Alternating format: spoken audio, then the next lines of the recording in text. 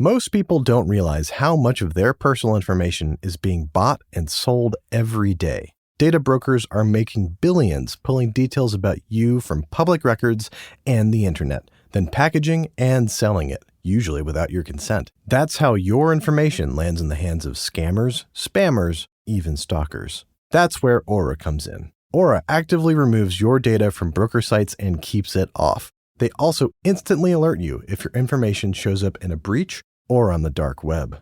But Aura goes beyond data protection. With one app, you get a VPN, antivirus, password manager, spam call protection, dark web monitoring, and even up to $5 million in identity theft insurance. All backed by 24/7 US-based fraud support.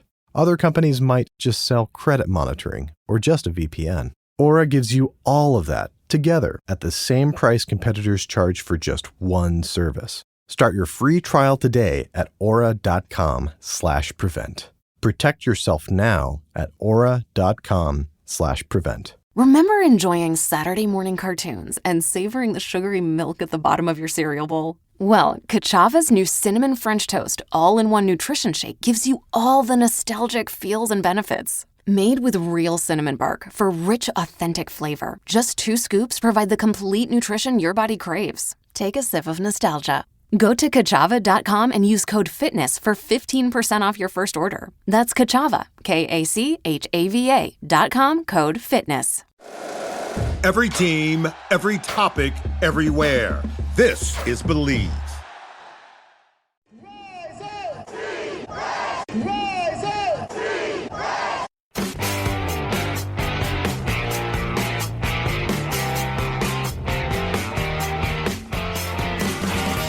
This is the Rise Up See Red podcast, all about the Arizona Cardinals and the NFL, featuring insider and outsider perspectives. Enjoy the best hour of Cardinals talk on the web.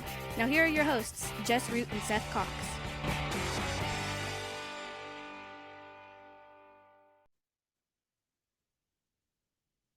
Hello, Arizona Cardinals fans, and welcome to the latest edition of the Rise Up See Red podcast, the best of Cardinals talk on the web. I'm your host, Jess Root from CardsWire.com, USA Today's NFL Wire site, covering, of course, your Arizona Cardinals as we are a couple of days ahead. We're right ahead of the Hall of Fame game, the Cardinals' first preseason matchup. I'm joined by my co-host, Seth Cox, from RevengeOfTheBirds.com, SB Nation's Arizona Cardinals site. And we've got training camps. The entire NFL has got training camps. The Cardinals are 2 weeks in. They have the Hall of Fame game on Thursday, and so we've got some stuff to talk about. So we want to talk about what's going on with training camp. There's been practice and stuff, and a lot of. And we'll talk about injuries too. But what have we seen? What have we heard from training camp over the last week? It's kind of been a mixed bag, and like we say every year, it is always difficult because when one side of the ball looks good, the question is always, is that side of the ball good? Or is the other side of the ball bad? Or is the one side that's doing well, is it even good? And is the other side terrible? You can never really get a good read on that. Yeah, and that was the question, and I believe a longtime listener, Red C, even said that to you the other day, right? It's the Michael Floyd or the Brandon Williams conundrum, right? Like, yes, that is the best example of it. When Brandon Williams looked like he was otherworldly, and then the second he was going against someone other than the Cardinals receivers, it was a struggle. He was benched halfway through week 2 by Marcus Cooper. Yeah, and so like that's always the tough part. I think everybody was honestly and understandably optimistic about Walter Nolan. We'll mention it, but like he left one day with an injury. It seems to be nothing. Seems he'll be fine. There's no issues at all. But he was dominating the offensive line, and our buddy Johnny Venerable and Blake Murphy have kind of talked about it. Like the run blocking has left quite a bit to be desired. And I think that explains a lot of their non-committalness to Jeremiah Love, like getting all the reps, right? Because why would you want to sacrifice a guy in his rookie season, especially a guy that even after these massive new running back contracts still has the most guaranteed money by any running back in NFL history? Maybe Jahmyr Gibbs beats that, but I mean, he's going to be top 2. Lock it in. There's nobody, there's going to be only one person maybe in the history of the NFL who's got more guaranteed money as a running back than Jeremiah Love. And so when you think about it from that perspective, if the offensive line is struggling for any reason, why would you want to put him in there to take, 300 bad touches when you could potentially get him 180 average touches? You know what I'm saying? Exactly. Well, and we talked about this coming out of the draft. Like, while he had the shortest odds to win Rookie of the Year at some point, I haven't looked at it since then, but this is a guy who's never even had 200 carries in a year in college. He's not going to get a Saquon Barkley workload. And for those who want him to have an Adrian Peterson or a Saquon Barkley rookie year, you have to look at the workload that he had. We're probably looking more at a Bijan Robinson rookie year where he's somewhere in the 900 to low thousands, because you don't want him getting 300 total touches. Like, he had, what did he have, like 220 something last year between receptions and carries. In a 17 game season, you keep him in the low 200s in year one, so that the first time he's playing in a 17 game season, especially when they spent money on Tyler Algier, and Tyler Algier is quite dependable. And we talked about, even though it didn't make sense in the beginning, like, Tyler Algier is actually the perfect running back to have as your 1A and 1B with Jeremiah Love. Right. And you look at it, I mean, we've seen it before, right? He did it in 2023 with Bijan Robinson, 186 carries. That's plenty. I mean, Bijan got 214, 204 touches. Bijan got 272. We've said all along, if he has a Bijan Robinson level first season, that's more than good enough. He does not need to be Saquon Barkley, right? He doesn't. No, he doesn't. And I know people are saying he needs to be dominant. I'm like, don't do that. Don't Marv, don't Murray, don't Marv, don't Justin Upton, don't DeAndre Ayton, Jeremiah Love for year one. Right. And so, you look at it from that perspective, and I think we've seen a couple things. One, he is the most talented running back on the roster. I don't know if there's a question about that. Two, when you see what the offensive line has looked like at times, there are legitimate concerns. And so the question becomes, how do you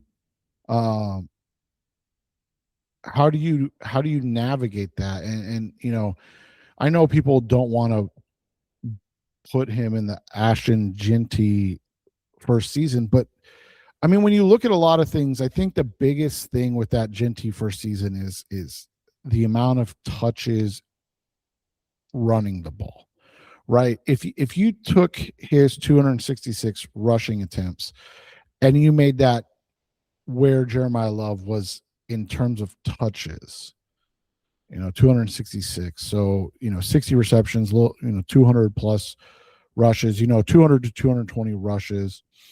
And you can get him in that 12 to 1,300 yard range from scrimmage. That's great. And if it ends up being 8 to 10 touchdowns total, that's great too. Like, that's a good enough first season. Like, you don't have to feel this like, oh man, this was a wasted pick. You're like, okay, that was year one, and he's on the come up. Because to me, the worst part is like, yeah, people look at Genty's season and they go, oh man, he had 322 touches and he only had 1,321 scrimmage yards, right? Like 4.1 yards per touch is not good. And that's what you don't want, right? Like, you don't want it to be like a guy that it's just not productive with his touches. And again, was it Genty's fault? I would say mostly not, right? Like, a bad team, a bad offensive line, poor coaching, just a lot of negative things happen all at once.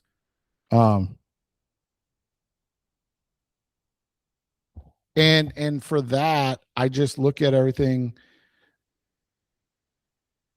and we say, let's just hope that Tyler Algier gives you enough that you don't have to do that. I'm not saying Ashton Genty's a flop. I really am not. But if you look at last year, Jess, he had 266 carries. The next highest guy on the team was Raheem Mostert with 22. Ooh. Like, that should not be the split with this group, right? No. That it would be kind of ideal. Like, if Love ends up being so dominant that you have to keep giving the ball, okay. But also, right, that's also, to your point, dude, that is a wonderful, wonderful problem to have, right? Like, it's like the 49ers who keep saying, like, one of the things they gotta protect Christian McCaffrey, but the problem is that the offense is so much better with him on the field than with off the field. It's been impossible for Kyle Shanahan because they haven't found someone consistent enough to spell McCaffrey more than they're able to. And that's going to bite him in the butt at some point. But like that, as a rookie, that's a good problem to have. But here's the other part of that I'm not terribly worried about, is because if this defense isn't good, and if we're looking at falling behind by a score, 2 scores, the Cardinals aren't going to be able to run the ball that much. And so they'll be kind of back in the same situation. But there's reason to be a little bit optimistic about the defensive line, because Walter Nolan looks good. Darius Robinson has looked good in practices, but we got to wait and see with that. After in terms of other things going on in camp, Marvin Harrison seems to have turned a corner after, a couple of drops that got a lot of national pub. And he's been cooked, like, in terms of routes, he's been cooking the cornerbacks. And other than that, he seems to have locked in a little bit, or those couple of drops were just concentration drops. It was still early in camp. Michael Wilson's looked good. Trey McBride's looked good. But the question is at quarterback, because it's been up and down with Jacoby Brissett. Obviously, a couple interceptions. I mean, I don't worry so much about interceptions in practice because you could be trying some things. But his arms looked fine. But from what you've heard is that he's not in shape yet, is he? No, and that's the thing. I mean, I thought yesterday, so we're recording Tuesday, so I thought the Monday notes were slightly better. I mean, he's still been a little scattershot, which, is tough to see. But at the same time, when you look at it, he's a veteran. You hope that eventually he'll continue to get to where they need him to be. Unless he's fat in half because he's got the contract now. Well, and that's just the reality, right? Like, there could be something to that. You look at it and I think a lot of the issues right now, especially with his deep ball, is just that when he's uh when he's healthy, or not healthy, when he's rested, he's got his legs underneath him. He can really throw the ball, but when he's on day three of a lot of throwing and a lot, like, you're going to be a little bit out of shape, right? And that type of stuff, that will happen. And whether it's a veteran or a rookie, there's just, you've got to make sure that you're continually you know getting into shape and into game shape. And when you haven't done a whole lot throughout the off season, and part of that too, right, is like, he made a conscious decision. So you can't just wave your hand over it. Like, you do have to call it out for what it is, which is, he was not in shape because he chose not to be in shape. He chose not to work out not with to the work team. out He with chose the team. not to take the reps. He chose not to be in the playbook. And we've seen, there's been a lot of talk about how much issues they've had with pre-snap penalties. And again, a lot of that's on the guy that hasn't been around to get the cadence down, to get the nuances of the offense. And so I think it's definitely frustrating, but it's not the end of the world. It's a problem if it rears its head early in the season. But there's also this reality too, Jess, of the fact that maybe they're not worried about the beginning of the season because there's so little expectations for them, right? Yeah, I don't know. I don't know what to think in terms of that. In terms of position battles, it seems that Algier and Love are kind of even. Isaiah Adams still firmly ahead of Chase Besantis at right guard. Cody Simon seems to be firmly ahead of Jack Gibbons at linebacker. The cornerback battle seems pretty even between Max Melton and Denzel Burke, but in one area might be a point of surprise, and we're not surprised by it, but it looks like Andrew Wingard is the clear leader at safety over Robert Taylor Demerson. Yeah, and even on the and it doesn't mean a ton, but even on the depth chart, right, we saw that Rabbit is kind of backing up Buddha.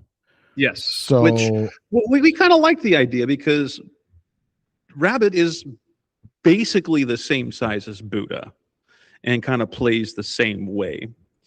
Adding Wingard, who's 6 foot, so he's a little taller, he's a little bigger. It gives you a different body type, and he had a full season of starting last year, so it makes sense. Yeah, and so we'll see how it all pans out, but for now, it's interesting to see things. I mean, we've seen a couple other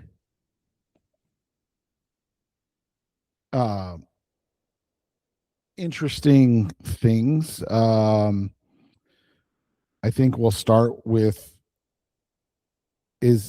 what's going on with Isaac Ciamolo, right? Like, he's is missed the right word? He's not participated for a couple days. I know he left, and we'll talk about injuries in a second, but he did not come back, and so Isaiah Adams was at left guard and Chase Besantis was at right guard. Obviously, we're not expecting that to be anything like what to expect during the season, right? Like, that was your entire kind of off-season move on the offensive line, right? Yeah, it's going to be, yeah. Let's kind of move on. So coming up next on the Rest of Your podcast, Mr. Cardinals Talk on the Web. Let's talk about the injuries that are of concern or perhaps of not concern. It's coming next on Rise Up, See Red. We're back on the Rise of Seaward podcast, Best Our Cardinals talk on the web. Injuries of note. The Cardinals already lost a couple guys for the season. Peach and Musper, deep injured reserve. Jaden Davis, a guy who probably wasn't going to make the team anyway, injured reserve. But there was a scare with Walter Nolan. He left practice. It was the same knee that he tore his meniscus with, had it surgically repaired, but then was back after. What was it? It was back after the day off. He was practicing on Sunday, and it based on what Mike LaFleur said, that it was kind of more getting over a mental hoop, that there was, he thought he felt something. They checked it out. Structurally, there was nothing wrong, and so it was just kind of getting through that. I'm beginning to be mildly concerned about Nolan and his body, because it seems like he gets these little injuries, or he gets tweaked up a little bit, just nicked up a little bit, like he's not, like his body isn't,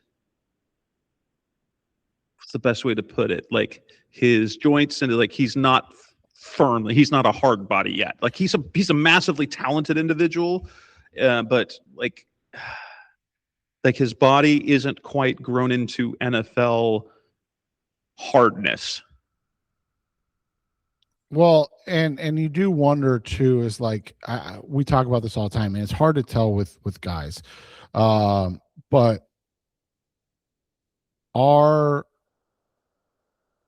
is he a guy that's injured a lot, or does he not know how to play through like that stress? Right. And that's kind of what you're talking about.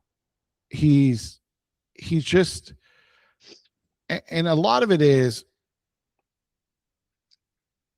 I think he looks at, or I think he's so twitched up as how he plays that he may not feel like he can give everything that he has to give. It's right. it's the Jaguar, like the high performance vehicles that seem to need a lot of maintenance. Right. And so like, does he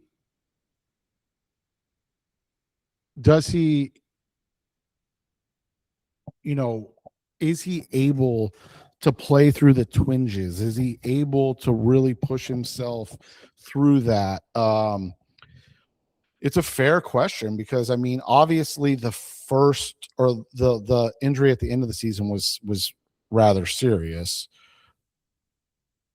but the first injury, like again with Jonathan Gannon, and I'm not going to say it's going to change with Mike LaFleur. Mike LaFleur offers a little bit more of an insight, but I don't think we're going to get like, oh yeah, he's got a torn meniscus, right? Like you're probably not going to get that.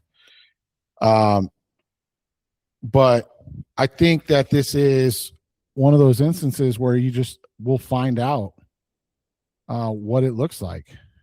Yeah. Trey Benson. This is the one that worries me. Not that I'm too worried about it, but for him to have a flare up in the knee, and so they're being cautious with him. He was back on the field on Tuesday for their jog through, so maybe. And LaFleur said that there was a chance that he could play in the Hall of Fame game, but for Benson to tear his meniscus, to be out 6-7 weeks to begin practicing, and then to have a setback, then he's going through the offseason, sat out the offseason to finally get his legs under him in camp, and then to have another flare up with that knee. It's going to be hard to be able to. It's at the point where you can't count on Benson in terms of he can't have any important role at this point. But hopefully for him, it's not that big a deal, that it's more mental perhaps than anything else, so that he can impress enough to probably be on another roster, just because I have a hard time believing that he's going to be the number 4 running back on this team when he has 0 special teams experience. Yeah, and we've talked about that, another 3rd round pick that's just not living up to it right now. Unfortunate. We had questions about him coming out of Florida State, right? Because he'd really only done it 1 year. He was banged up all the time. So we'll see how that all plays out. But right now, it's not, it's not ideal that another third round pick, because even, you look at like the Isaiah Adams situation, right? I think we're all going to be excited if Chase Besantis wins the job and becomes a good player. But Isaiah Adams being a bust, if you will, is, again, just not ideal. Like, it's not ideal to continually have to draft the same positions over and over and get no results out of them. So, and you look at that draft specifically, Trey Benson and Isaiah Adams were top 71 picks. Tip Ryman, I know that injury was gruesome, but he's got to come back and do something.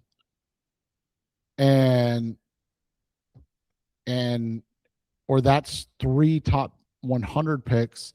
And Elijah Jones was just not favored by the last group. Now, that doesn't mean that Nick Rallis won't change that. But, if you look at that 2024 class in general, Jess, between Darius Robinson, Max Melton, and then the 3 we just mentioned in the third round, like, it's been disappointment after disappointment after disappointment. Like, they're getting nothing out of that class. And they just released Tajuan Palmer. Again, a 6th-round pick. It is what it is. You mentioned Jaden Davis on IR already. Like, Xavier Thomas obviously was cut a while ago. Last year. Like you look at it, like that was supposed to be the crown jewel of Monty's stuff, and that's part of the reason that he's on the hot seat coming into this year. The guys on PUP on the PUP list, Garrett Williams, expected. Tip Ryman, understandable. But the Josh Sweat continuing to be on PUP so far, building up his knee, like a knee injury, but we don't know when the knee injury hurt. And we know he hasn't been working out with the team, so it didn't necessarily happen. I don't understand what this is with Josh Sweat, because everything about the coaches seems to indicate things are fine. And Nick Rallis is talking about how locked in he is in meetings and that LaFleur isn't worried. Like, did Sweat just become lazy veteran this unhappy lazy veteran this offseason? 100%. That's what it is. And it's just disappointing to see, but it's not understandable, right? You look at the way things have gone, and this is kind of par for the Arizona Cardinals course. And so until they we talked about it when the schedule was released. It's almost like there was this sense of a lot of what was happening to them is like, hey, if you're not going to work hard or try or whatever, then we're not going to help you guys out in any way, shape, or form. And so all that to say, like, you look at what's going on with Josh Sweat, and it's like, hey, I don't believe in what you guys have done this offseason. If that just means Jonathan Gannon was fired and I was lied to, it is what it is. But like, I'm disappointed overall in the whole situation because,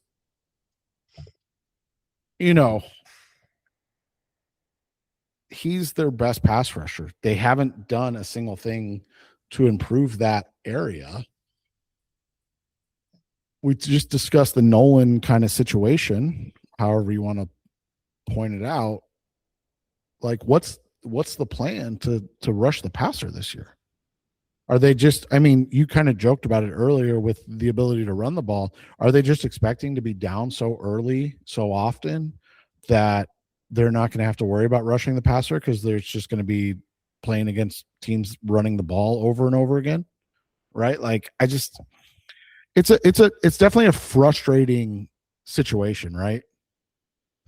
Yeah, and it sounds like he's good to go for the regular season, but it just feels like he had no interest in any of the off-season work.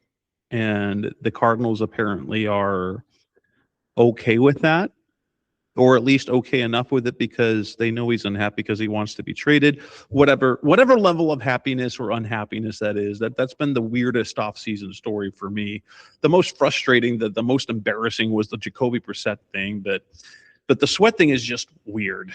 But yeah, let's move on from the injury. So coming up next on the Rise of Sea Red podcast, Mr. Cardinals Talking. Well, let's wrap things up and talk about the Hall of Fame game. We know Carson Beck is going to start. What do we want to see in that game? That's coming up next on Rise of Sea Red.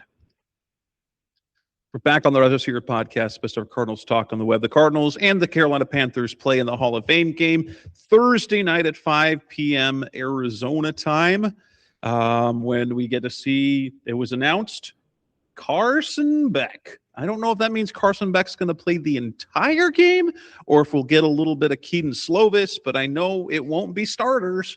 And so a lot of Carson Beck, a lot of Corey Kiner, a lot of Reggie Virgil, Simi Fehoko, and Amir Smith-Marset if he's not hurt, and Jalen Brooks and guys of that. It'll be basically like a fourth preseason game, but it's the first preseason game. Third preseason. The Cardinals will basically have 3 third preseason games this year, the Hall of Fame game, and then the preseason finale as well, I think. But what are you hoping to see in this matchup? Well, I think the first thing is you look at, and you're hoping just to see Carson Beck not look like the game's just too big for him. I mean, he's going to be 25 in November. He, has been in college for 6 years. He's played in big games for the last 3 years at Georgia and Miami. He's been to 2 national championships as the backup. So he's been through the process of seeing, big games won at Georgia. So the moment everything cannot be too big for him, because that's where it's tough to see a guy grow, right? Like if the game's just a little too fast or he's just not ready yet from a processing standpoint, okay, we can work on that. But if it just seems like he's just not up to the task of being able to play competitive football at a high level, that's where you get worried for me. Yeah, the Beck, you want to see how he looks. We won't really get a real good gauge of it because he's going to be playing with third stringers against the Panthers' third stringers. It's going to be a gripping quarterback matchup between Beck and Kenny Pickett. You want to see, I think what you want to see are some of the rookies in particular. I doubt we see Jeremiah Love at all. So it'll be the Bam Knight, Corey Kiner show with this kid, Edward Hull, as the break glass if needed in terms of that. Because I don't think we're going to see any of the key position battles. We're going to see guys that are going to be battling for the last few roster spots. So you get to see probably Josh Fryer and rookie 7th round pick Jaden Daniels at tackle. You're going to see John Gaines at center. You're going to see a lot of, I don't know if you'll even see much of Elijah Higgins. You're going to see Kenny Yeboah and Tegan Kitoriano at tight end. It's going to be gripping, I tell you, gripping football. It's like, is there anyone in particular other than Beck that you kind of want to have your eyes on? I think you're, going to see what this secondary looks like against Kenny Pickett. Again, who that pertains to. I would assume we get Denzel Burke and Max Melton, but maybe we don't, right? Like, I'm assuming we don't get Will Johnson and Sean Murphy Bunting, But outside of that, I would guess we get everybody else, but maybe we don't. I mean, maybe it's just maybe this truly is going to be like it's going to be Keitrell Clark, Star Thomas, Elijah Culp, and Elijah Jones. Right. So like if it's that way, right? Like you look at it and you go, well, I guess we'll see. You know, I think we want to see what Reggie Virgil looks like. You know, Bryson Green has done a great job playing with Carson Beck. We've heard a lot of good things about that. From there, I mean, but from there, like, what? I mean, if football, Cody, right? I wonder if Cody Simon will get any, or if it'll be Jack Gibbons, or if it'll be Owen Papo. I don't know. Owen Papo and Austin Keys, they're at linebacker. Jordan Birch and Eku Leota on the edge. And then we're going to see, you know, maybe some Dante Stills. I wonder how much Darius Robinson we're going to see. If at all, you know, and that's what I was wondering that too. But like, you know, it just seems like it's going to be like, do you even think we'll see Chase Besances? Like maybe with how little Isaac Seumolo's played this week or practiced this week, is it like, are they going to be like, you're going to be kind of a star, you know, a pseudo starter? So it'll be Jaden Williams and, like you said, Oli Udo, John Gaines, Hayden Connor, and Josh Fryer, or maybe Matt Pratt. Like, it's just crazy to me. Like, and a fourth preseason game and a 17-game season when you have a bye week in week 14, like all of this stuff is. It plays into like, hey, this is just so much football. Like, think about it, Jess. Like, they don't start actual football for 5.5 weeks after this game. That's true. That is true. Like, it's just such a long period in between. So it's just so hard to know like what to even hope for or expect right now. Yeah. Tune in on Thursday night. You can watch it on NBC. It'll be a national broadcast, so you won't get the new broadcaster. JP Shaldrick. Yes, Shadrick or what? I barely looked at it. But the radio side of things will probably be Paul Calvisi on the call for the play-by-play on Thursday. Yeah, and I think we're gonna get Shadrick on. They said it here. Hold on. He's going to go the 13th. So when they go to Vegas. So he'll be on the 13th game, but he'll be doing the radio. Interesting. That is interesting. Wonder who they have to do. Wonder who they will do that. So see, it'll be Paul Calvisi and AQ Shipley on the radio broadcast. Dave Pasch will be on TV. Yeah, for this game. Yeah, he'll be doing the national one because I think this is a national game. So, yeah, that'll be fun. All right. Well, that'll wrap up this edition of the Rise of Seaward podcast. Episode of Cardinals Talk a little bit, talking about. I'm not. You know what? I'm not even looking at the right. Hold on. That was a different game. I was looking at a preseason game last. That. They have the wrong game release on there for the Hall of Fame game. They have their Denver game. Perfect. And all right. It's preseason for the team too, right? Anyway, we'll be back with more preseason talk and training camp stuff coming up later on. That's Seth Cox. I'm Jess Root. Thanks for listening as always. We'll be back again soon. Thanks for listening to the latest edition of the Rise Up See Red podcast.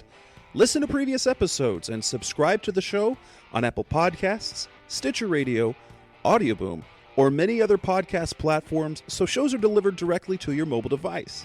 Please give the show a 5-star rating and always support the sponsors who support the show. We'll be back soon for the best hour of Cardinals talk on the web. Rise up, Red Sea, be Red, See Red, and of course, Rise Up, See Red.